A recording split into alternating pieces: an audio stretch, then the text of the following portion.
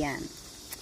Dahil Sabado, yan, magka-car wash, self car wash si Dudong.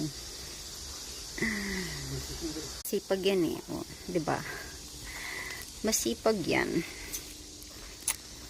Magka-car wash, self car wash. Ayan. Wala naman gaanong tao. Buti na lang walang gaanong tao. Push muna natin to. Nag-charge tayo ng imanon para dyan. Matatapos na yung timer. Ting! Tapos na. Pupunasan na lang namin.